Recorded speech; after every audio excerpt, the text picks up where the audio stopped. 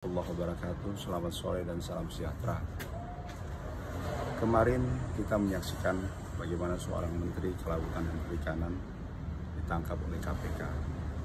Tapi setelah kita melihat proses 1 kali 24 jam dan pada saat Menteri Edi Prabowo menyampaikan sepatah dua patah katanya, kita bisa melihat bahwa dia adalah seorang kesatria yang menyatakan bahwa itu semua adalah kesalahannya dan meminta maaf kepada Presiden yang telah memberikan suatu amanah yang gagal diemban oleh Edi Prabowo, dan kemudian meminta maaf kepada Pak Prabowo yang merupakan guru orang tua angkatnya dan sangat mengecewakan, serta juga meminta maaf pada orang tuanya, ibunya yang sudah sepuh tapi dia tidak bisa memberikan kehormatan bagi ibunya, dan juga minta maaf kepada seluruh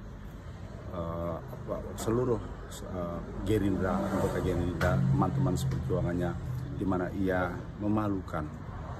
Memang itulah seorang kesatria, bagaimana mencermati sebuah peristiwa dalam hidupnya. Kita tidak bukan mulus, karena lautan yang indah adalah lautan yang penuh dengan ombak, pasang dan surut, gelombang yang tinggi. Itulah lautan yang indah. Tetapi lautan yang datar adalah lautan yang biasa-biasa saja. Setiap orang pasti ada masalah, setiap orang pasti ada dicoba oleh Allah Subhanahu wa Ta'ala. Namun yang paling disayangkan adalah lagi-lagi kejadian tersebut adalah kejadian tentang korupsi. Korupsi yang merupakan penyakit dari bangsa ini yang terus berguril tanpa ada satu penyelesaian yang kuat. Untuk itu, marilah kita berintrospeksi kepada diri kita sendiri. Apakah kita mampu melewati saat-saat yang sulit, melewati saat-saat ketika kita mendapat amanah menjadi seorang pejabat? Mampukah kita untuk menghindari yang namanya korupsi? Jadi yakinlah bahwa itu dimulai dari keluarga. Yakinlah setiap orang tua harus memberikan keyakinan kepada anak-anaknya bahwa berikanlah harta yang halal kepada anak-anak kita, sehingga dari harta yang halal tersebut mereka pun akan mengeluarkan menjadi harta-harta yang halal. Tidak bangga dengan kekayaan yang besar, tidak bangga dengan banyaknya harta. Karena apa? Karena hal tersebut akan dimintai pertanggungjawaban di akhirat kelak. Dari mana hartamu dan kemana hartamu akan engkau jalankan. Kita semua harus sadar bahwa hidup adalah sementara. Hidup adalah mencari pahala. Jadi ketika kita sudah berkeluarga, yakinkan kepada anak kita, apabila anak kita mendapat sesuatu hal yang bersifat harta, tanyakan dari mana dia dapatnya.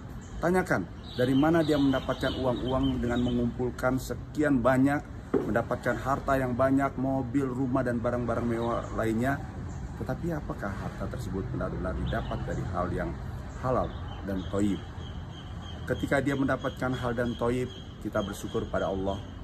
Itu merupakan rezeki daripada Allah. Tetapi apabila harta yang didapatnya tersebut bukan merupakan harta yang halal, ingatkan, tegur bahwa orang tua tidak bangga dengan harta yang dia dapatkan. Orang tua tidak bangga dengan apa yang ia berikan, perlihatkan kepada orang tua dan keluarga.